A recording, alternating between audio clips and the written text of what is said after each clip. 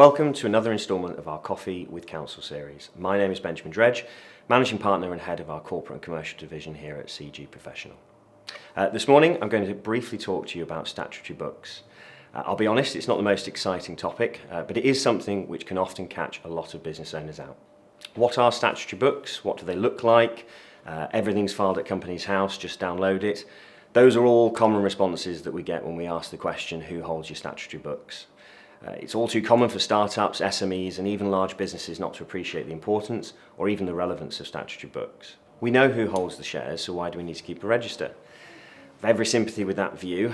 Preparing and maintaining statutory books and company registers whilst you're trying to run a business, pay wages and manage finances can seem an unnecessary use of valuable resources for a finance department or your time as a director of the company.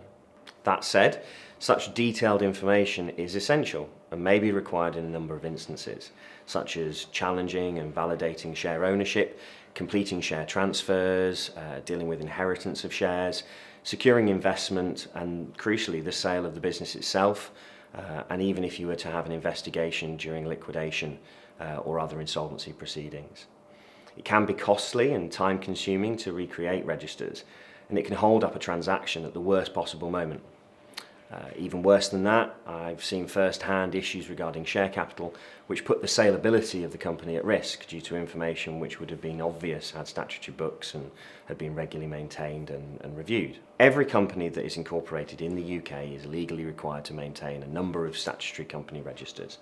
As a director or a company secretary, you have a duty to maintain those and keep them up to date. The registers need to include a register of shareholders, your directors, secretaries, and a register of those shareholders who qualify as persons of significant control.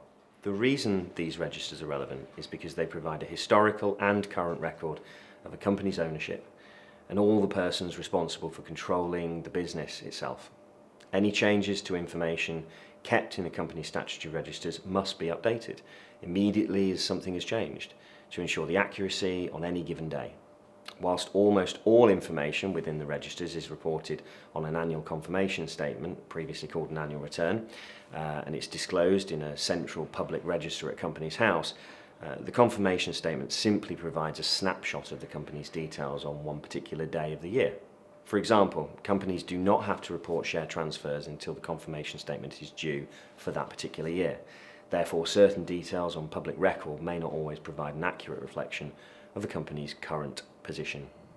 Company officers have a legal duty to ensure their companies meet all statutory obligations imposed under the Companies Act. Maintaining accurate and up-to-date company registers is one such duty. Therefore, failing to adhere to the statutory obligation is actually an offence. Both a company and its officers may face penalties if statutory registers are not maintained, although it is worth noting that it is extremely rare that that would happen. If your original company registers have been lost or destroyed, you should seek to reconstitute them immediately. Depending on your company's history of ownership and control, this may be a relatively straightforward exercise. Most directors choose to keep statutory company registers in a simple loose-leaf binder or simply in a bound book. Alternatively, you can keep your registers in a digital format. Provided the registers are legible, accurate and up-to-date, the format in which they're presented is entirely up to you. Thank you for your time today. I hope you found it useful, and if you'd like to discuss anything which I've mentioned today, do reach out to me or any one of the corporate team.